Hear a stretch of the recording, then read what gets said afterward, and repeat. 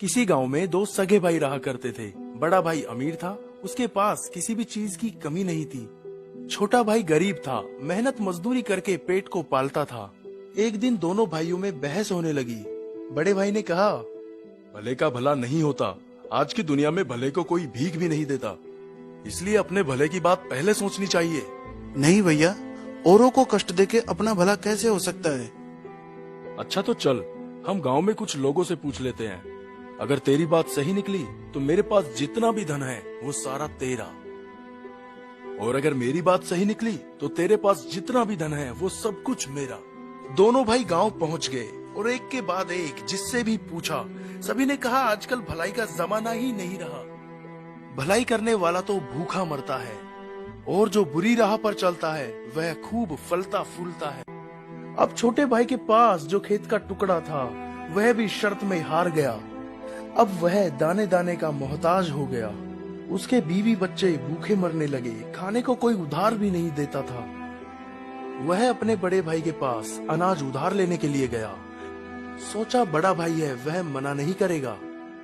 उसने अपने बड़े भाई से कहा, भैया 10 किलो गेहूं दे दो, घर में अन्न का दाना भी नहीं है, बच्चे भूख से मरे जा रहे हैं। अरे तो क्या हुआ, पैसे दे दो और जितना चाहे गेहूं ले जाओ। भैया पैसे तो नहीं है। अच्छा तो फिर कोई बात नहीं, तुम ऐसा करो, अपनी एक आंख मुझे दे दो। छोटे ने सोचा बड़ा भाई मजाक कर रहा है, गेहूं के बदले आंख तो नहीं लेगा। लेकिन बड़े भाई ने गेहूं के बदले उसकी एक आंख निकलवा ली और 10 किलो गेहूं उसे दे दिए। ये देखकर उसके बीवी बच्चे रोने लगे और कहने लगे, तुमने यह क्या कर दिया। कुछ दिन तो आराम से निकल गए, फिर अनाज दोबारा खत्म हो गया। छोटा भाई हार कर फिर बड़े भाई के पास गया। उससे अपने भूख से बिलखते हुए बच्चे देखे नहीं जा रहे थे। बड़े ने फिर कहा, अपनी दूसरी आंख भी दे दो और गेहूं ले जाओ। छोटे ने अपनी दूसरी आंख भी निकलवा दी और गेहूं ले आया। घर पर बीवी बच्चे देखकर रोने लगे। कहा, तुमने यह क्या कर दिया, अब क्या होगा। अब मैं अंधा हो गया हूँ, लोग मुझे भीख दे देंगे, तुम मुझे सड़क के किनारे बिठा आना। दूसरे दिन से उसकी पत्नी रोज उसे रास्ते पर बिठा आती थी, जिससे उनका रोज का काम चलने लगा। एक दिन उसे बैठे बैठे बहुत देर हो गई। उसकी पत्नी उसे लेने के लिए नहीं आई। उसने बहुत समय तक उसकी राह देखी। फिर जब बहुत रात हो गई, वर ना दिखने के कारण वह रास्ता भटक गया। आखिर उसने सोचा, अब यहीं बैठकर रात गुजार लेता हूँ। वह एक पेड़ के नीचे बैठ गया। कुछ समय पश्चात पेड़ से आवाज आने लगी। कुछ समय बाद एक तूफान सा आया।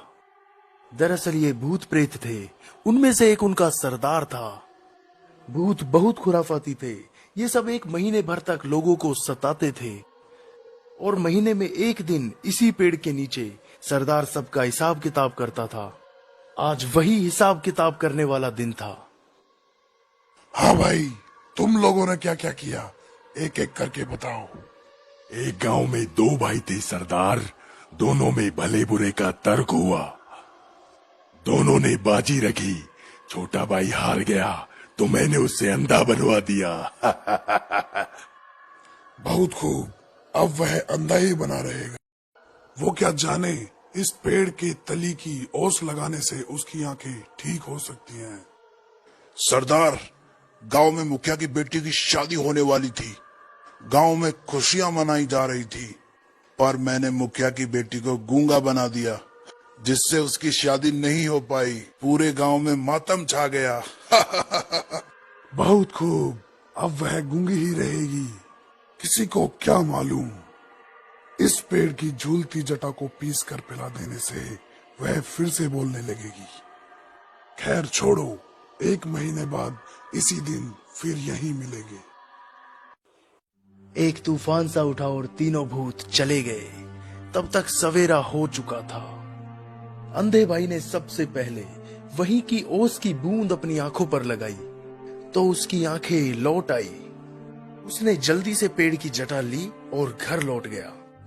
उसकी आंखें वापस आ जाने से सब बहुत खुश हो गए।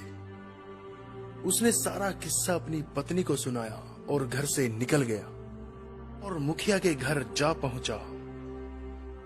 जाते ही उसने कहा, मुखिया जी, मैंने सुना है आपकी बेटी गूंगी हो गई है।